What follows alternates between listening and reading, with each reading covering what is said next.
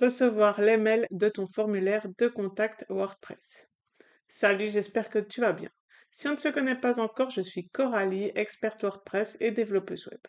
Dans cette vidéo, je vais te montrer comment faire si jamais tu ne reçois pas les mails pour te prévenir qu'un nouveau formulaire de contact a été complété sur ton site WordPress. Donc ici, je suis sur l'un de mes sites WordPress et lorsque je complète le formulaire, je ne reçois aucune notification. Donc pour ce formulaire, j'utilise Formidable Form. Donc ici, quand je vais voir dans les réglages, donc si je vais dans les réglages actions et notifications, je vois que j'ai bien envoyé l'email et l'email est envoyé à mon adresse admin du site. Donc ici sur ce site, mon adresse admin, si je vais la voir dans Réglages général, tu verras juste ici qu'il s'agit de mon adresse Gmail. Déjà, Gmail bloque la plupart du temps la réception des mails de WordPress. Donc, la première chose que tu peux faire, c'est venir modifier l'adresse mail qui reçoit les notifications euh, du formulaire de contact. Ça peut être l'étape la plus simple. Donc ici, si je retourne dans mon formulaire, donc je vais dans les réglages.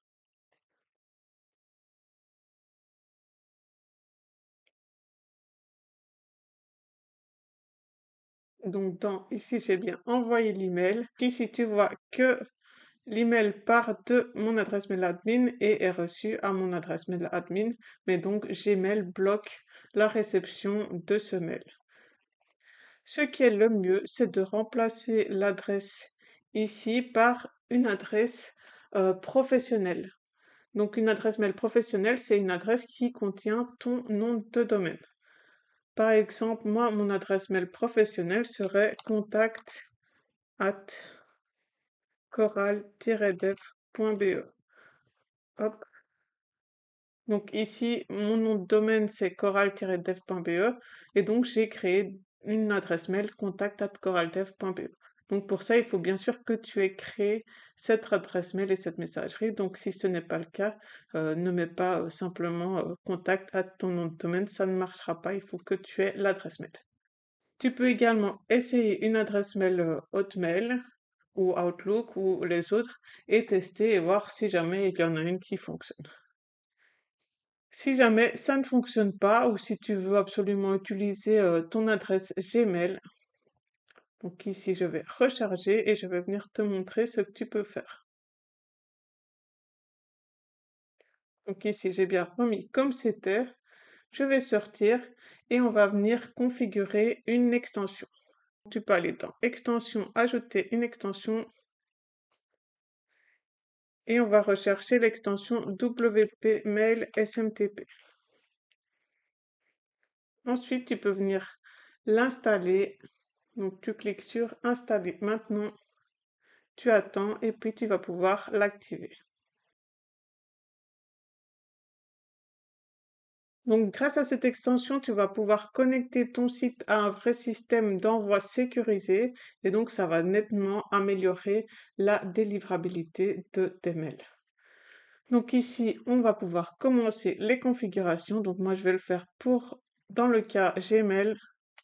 Donc ici, tu vas pouvoir cocher Autre SMTP. Donc tu vois qu'il y a Google Gmail, mais moi personnellement, j'utilise Autre SMTP. Donc tu peux mettre ça et cliquer sur Continuer. Dans Hébergeur SMTP, tu vas venir mettre ceci, smtp.gmail.com. Ici, tu peux laisser TLS 587, donc ça tu laisses. Juste ici, tu viens remettre ton adresse mail. Donc moi, c'est mon adresse email. Hop. Et pour mot de passe SMTP, là, tu vas venir le créer sur ton compte Google. Donc c'est bien dans le cas d'une adresse Gmail reliée au compte Google. Donc pour venir créer ce mot de passe, tu vas pouvoir aller sur ton compte Google. Donc ici, je vais sur Manage your Google account. Hop, je vais dans Sécurité et connexion. validation en 2 étapes. Donc ici, je mets juste mon mot de passe.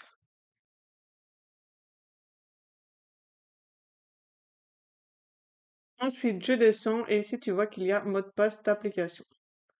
Donc tu peux cliquer dessus et ici, tu vas venir mettre SMTP par exemple. Et tu vas créer un mot de passe d'application. Hop, tu le crées. Ensuite, tu n'as plus qu'à venir le copier. Tu reviens sur cette page et tu colles le mot de passe. Hop, voilà, ici tu peux mettre terminé et c'est bon, tu as bien ton mot de passe SMTP. Donc ensuite, on poursuit.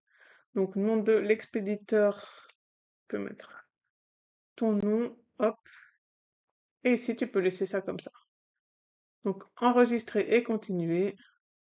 Ici, je ne veux pas de résumé hebdomadaire. J'enregistre, je continue. Ici, je vais passer.